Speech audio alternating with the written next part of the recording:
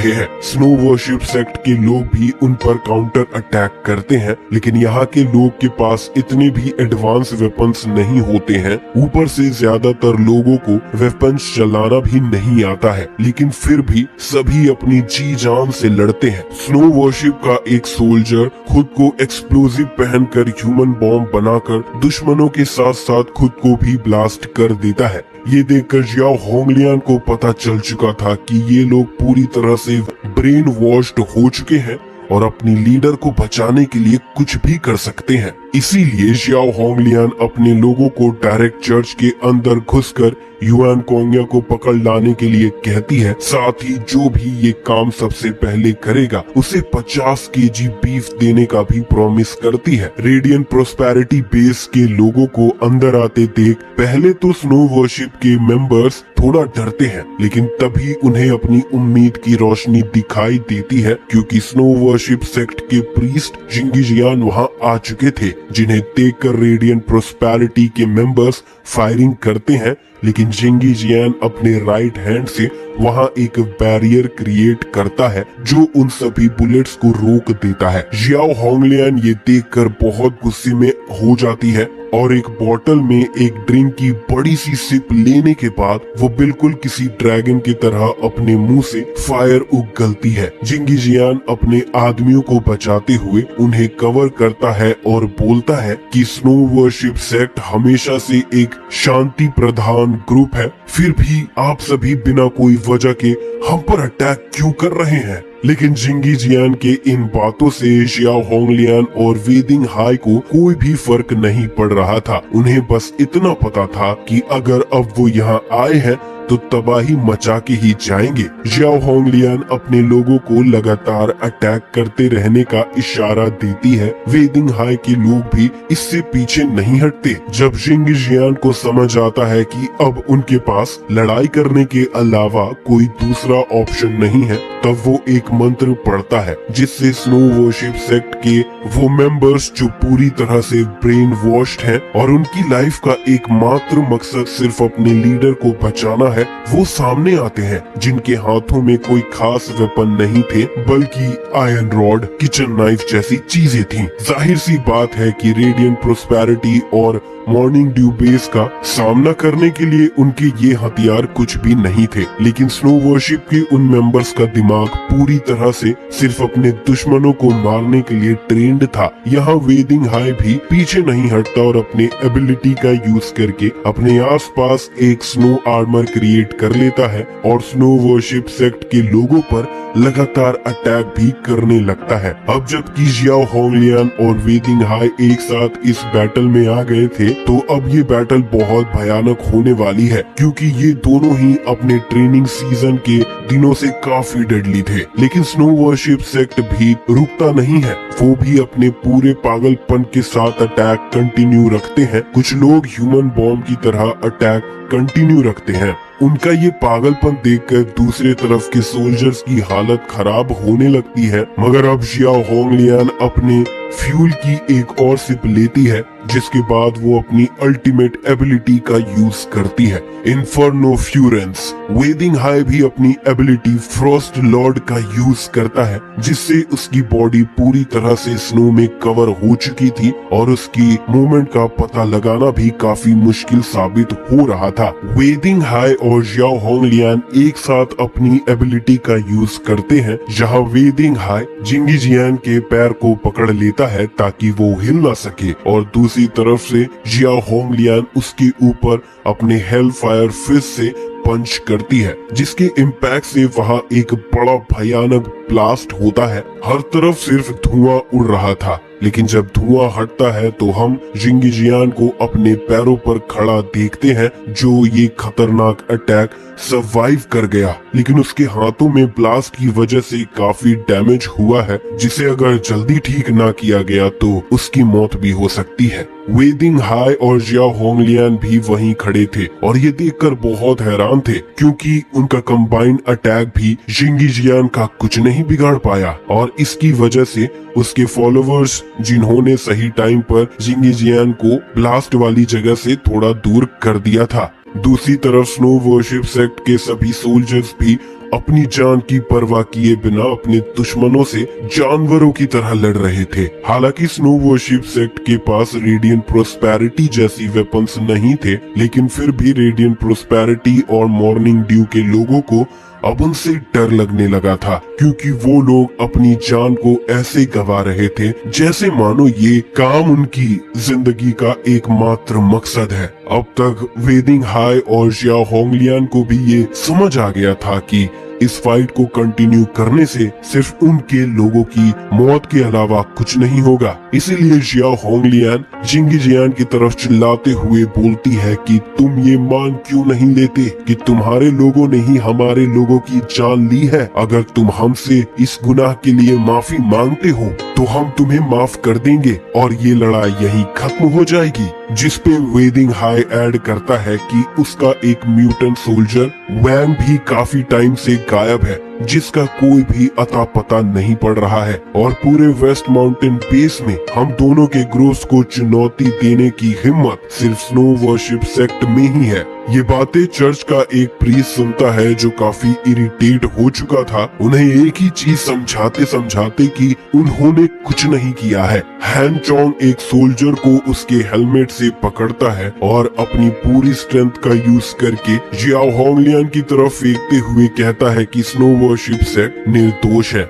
Xiao होंगलियान attack Dodge कर लेती है और कहती है, क्या तुम्हें अब एविडेंस चाहिए? क्योंकि उसके लिए तो हमें पुलिस को बुलाना पड़ेगा, लेकिन पुलिस जैसी कोई चीज होती ही कहाँ है। और वैसे भी जैसा कि वेदिंग हाई ने कहा, हम दोनों के ग्रुप के अलावा सिर्फ तुम्हारा ही ग्रुप इतनी हिम्मत रखता है कि हम दोनों के ग्रुप पर अटैक कर सके, तो इससे बड़ा सबूत और क्या चाहिए। जिंगजियान होंग चोंग को रोकता है और जियाओ होंगलियान को समझाता है कि वो लोग एक शांति प्रिय ग्रुप है जो ग्रुप्स के द्वारा बनाए गए शांति प्रस्ताव की इज्जत करता है, इसीलिए उन लोगों ने कोई अटैक नहीं किया है। उसकी बात पर वेदिंग हाई थोड़ा हंसते हुए कहता है कि अगर तुमने ये नहीं किया तो सिर्फ एमराल्ड बेस ही एक जगह है जो ये काम कर सकता है, लेकिन उनका ग्रुप यहाँ से इतना दूर है कि उनके लिए यहाँ तक इतनी जल्दी आके वापस जाना पॉसिबल ही नहीं है। इसीलिए सिर्फ स्नो वॉरशिप सेक्ट ही है जो उन्हें टारगेट कर सकती है। एक लंबी और गहरी सांस लेने के बाद जिंगजियान कहता है, हो सकता है कि कोई ऐसा भी ग्रुप हो जिसके बारे में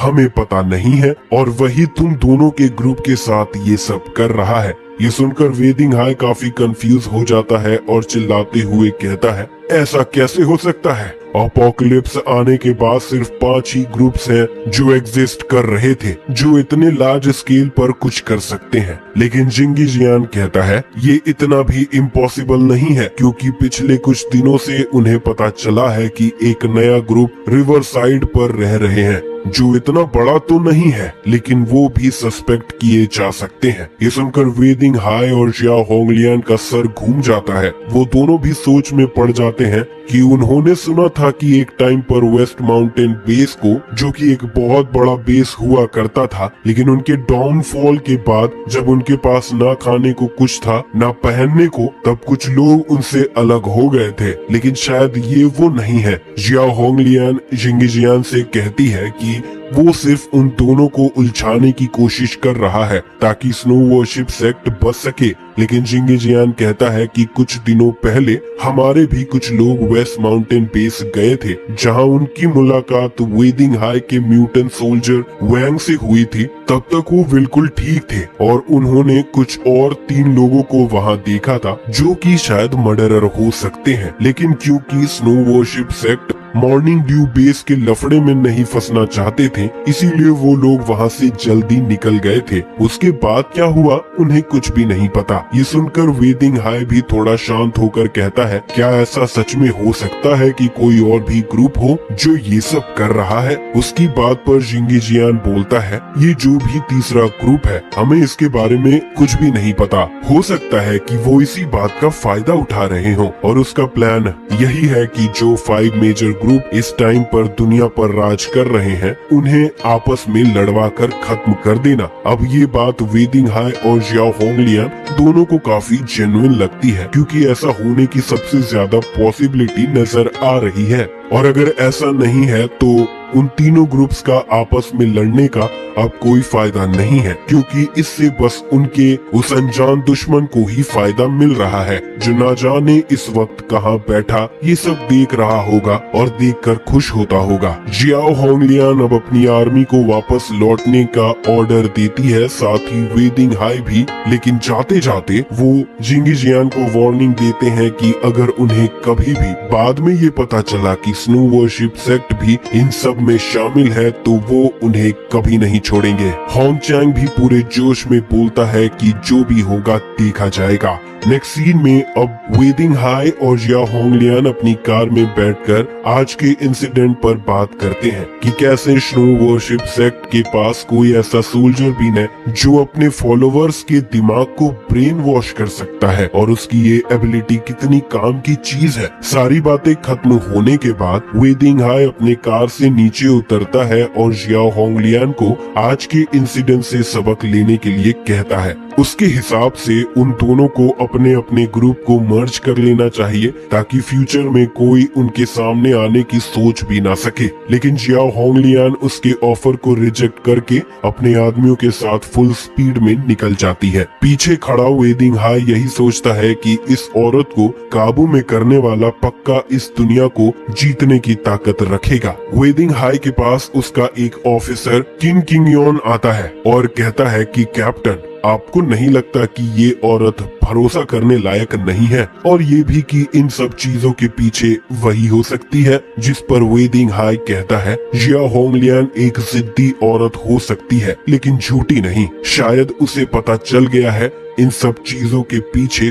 कौन है, क्योंकि अभी अभी उसे एक मैसेज आया है कि वेस्ट माउंटेन बेस के पास एक होटल है जहां एक मैनेजर जैंगी के पास कुछ ऐसा है जो नहीं होना चाहिए और हमें जल्द से जल्द पता करना चाहिए कि वो क्या है। बैटल के खत्म होने के बाद रेडिएंट प्रोस्पेरिटी वॉलमार्ट की चोरी के बारे में इंफॉर्मेशन अनकवर करते हैं। जैंगी येलू रेसिडेंशियल एरिया में उनके इंटेलिजेंस डिपार्टमेंट ने गाओ युआन के सैटेलाइट सिग्नल को भी लोकेट कर लिया था जो कुछ दिनों से मिसिंग था। वेस्ट माउंटेन एरिया और हेरोन्स रिवर डिस्ट्रिक्ट के बीच में ज़ुइग क्विंटन अपने ग्लासेस ठीक करते हुए कहता है हेवनली सी सिटी में लाक मैनोर एक टॉप एफ्लुएंट एरिया है और सू फैमिली टाउन में हजारों लोग हैं। जो फोर्स वेस्ट माउंटेन बेस से लड़ रहा था वो यहीं से आया था। जियाओ होंगलियान कुछ देर के लिए सोचती है और कहती है ये फोर्स का उनसे उतनी बड़ी लड़ाई नहीं थी, तो फिर उन्होंने उतना बड़ा हमला क्यों किया और गाओ युआन का सिग्नल कुछ देर के लिए गायब क्यों हुआ था। ये सब कुछ बहुत शक पैदा कर रहा है, जैसे कोई इसे प्लान कर रहा था। मुझे लगता है हमें ये इन्वेस्टिगेशन करने के लिए किसी को भेजना चाहिए। इस पर क्विंटिन कहता है क्या हम मॉर्निंग ड्यू से कुछ लोगों को बुला लें?